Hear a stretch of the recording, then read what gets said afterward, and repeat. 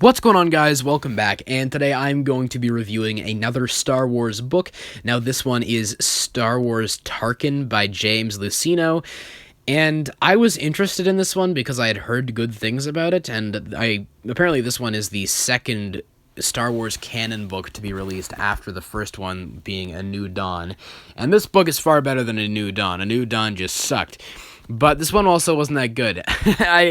I don't know. It was kind of disappointing. I didn't really like it. It was just a watered down version of Thrawn Alliances. Now, what I mean by that is that a majority of this book consists of Tarkin and Vader going on adventures. Now, what was interesting about Thrawn Alliances and the Thrawn books in general is that Thrawn is a character that is morally gray, but who has good intentions and who works under a regime that he full well knows is evil and corrupt, all the while trying to do the most good that he can without overstepping his bounds into treason. And, it's an interesting storyline. And what was interesting about Thrawn Alliances, even more so, was that Thrawn and Vader were very different characters. Thrawn is a person who approaches all things from a tactical and logical standpoint, whereas Vader is a character who is driven purely by rage and instinct. So it's interesting to see those two characters and how they come into conflict about what they feel is the best course of action. The problem with Tarkin is that it's a story focused primarily on just an evil dude who doesn't really have morals. Thrawn, whether or not you agree with his morals, he has his own set of morals. Tarkin does not have any, neither does Vader, and neither does Palpatine, and those are the characters this book focuses on most. And there's no one really to root for in it. It's just kind of evil dudes going on an adventure, and there's no real interesting interactions or conflict that comes about as a result of that because their morals are so similar, or their lack of morals, so to speak. And they even introduced this rebel cell who kind of steals Tarkin's ship, towards the beginning of the book. And they aren't even good guys either. They're telling themselves they are the good guys, but they're committing terrorist acts, murdering people, and, manipulating other people, taking advantage of them, and then allowing them to later down the line get murdered by the Empire. So you can't really root for them either. So there's no one to root for in this book. They're just all evil dudes. And I didn't like any of them. And they just focus on those guys way too much. I did not give a crap about these rebel guys who they introduce. And they don't even give any backstory or development to them or anything to them at all, actually, until the fourth to last chapter, where Tarkin discovers that they have some hidden connection to him and his past.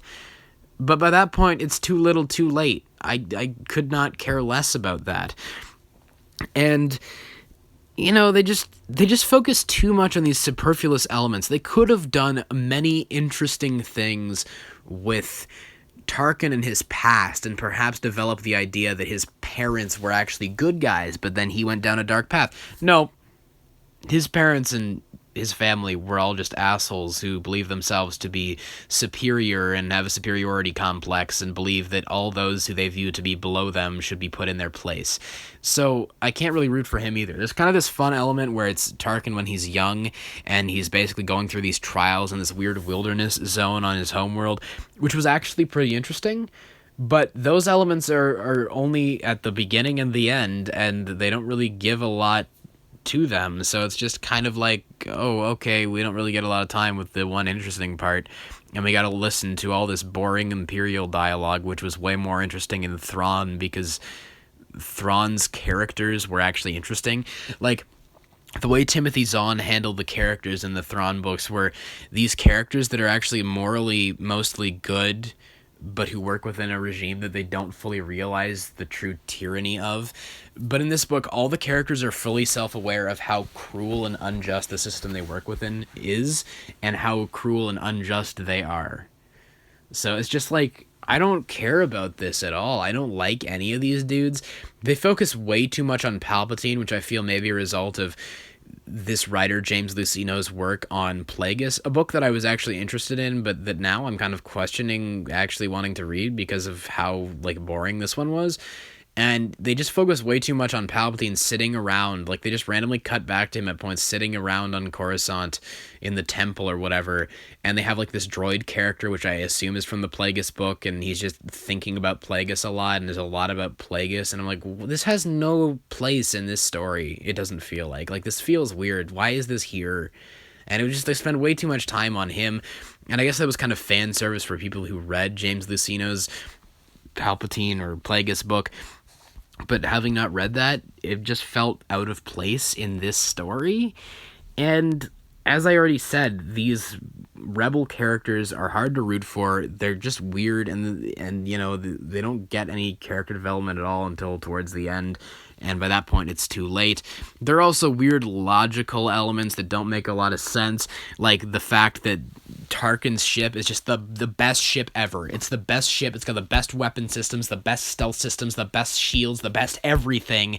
And then this crew who randomly is able to hijack it are just perfectly good at operating it. They're just great at everything. And they do establish that each of the people there has some kind of special capability that makes them a good asset and a worthy member of the crew. But like, that's towards the end. So for a lot of it, you're like, how are these guys so good?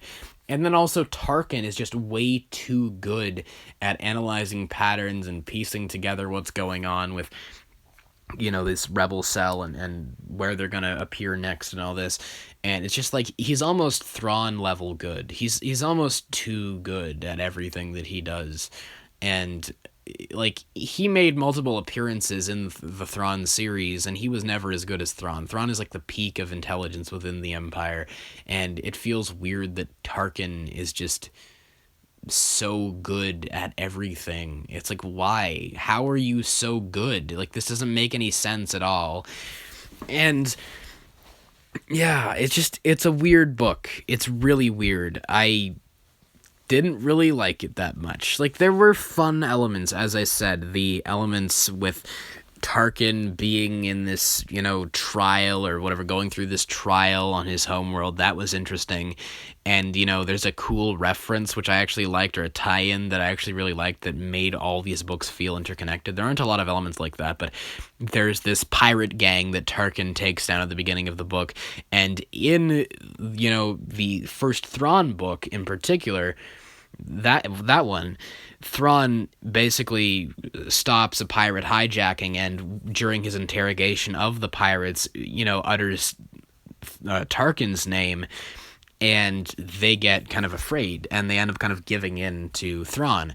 And I didn't really catch that at first. I was like, where have I heard that before when I was reading this? And then I realized that, oh, that's the same gang that Thrawn, you know, interrogated during his novel, and that's why they're afraid of Tarkin. You know, that was kind of cool, and it makes all these books feel like they're tied together, which I liked. I like little elements like that. I was like, that's cool. I like that. Everything else, though, is just not very good. Like, like I said, there are positives. There are like those two things, I guess, but it was just a weird book. For most of it, it's just Tarkin and Vader tracking down this group of insurgents, and at every turn the insurgents are able to escape by the skin of their teeth until eventually they just run out of fuel, and then they like have this battle, and then it ends. And she's like, oh, okay. It's such an uneventful book in every regard, and doesn't really like develop his character or anything, because all it amounts to is he's an evil asshole who dies on the Death Star. And it's just like, okay, I don't really care. Like they didn't do anything to make me care more about this character at all. And the whole book just felt weird. Like, I kind of, I guess, had a fun time reading it, but if you want to have a good Imperial storyline or read a good Imperial story, just go read the Thrawn novels. They're way better in every regard. And as I said, this is basically just a watered-down version of Thrawn Alliances. So, with all that said, that's pretty much all I have to say about Star Wars Tarkin. Just kind of mid-tier Star Wars reading material, I'd say. I liked it more than A New Dawn. I think it's around the same level as Ahsoka. Not better than Master and Apprentice. Does not even touch the heights of the, you know, epic Thrawn series, with the 6th one about to come out in less than a month, actually, which I'm really looking forward to. I'll definitely be doing a review of that when it comes out, and I'll probably do a ranking of those. Man, I'm just thinking about Thrawn now and how much better those are. So I'm going to end this off here. That's about all I have to say about Tarkin. Definitely not one I'd recommend. If you want to read a good Imperial story, like I said, go read the Thrawn books. But yeah, that's all I have to say here in this review. You guys, please let me know all your thoughts in the comments below. And of course, as always, I hope you guys have a great day. Take care.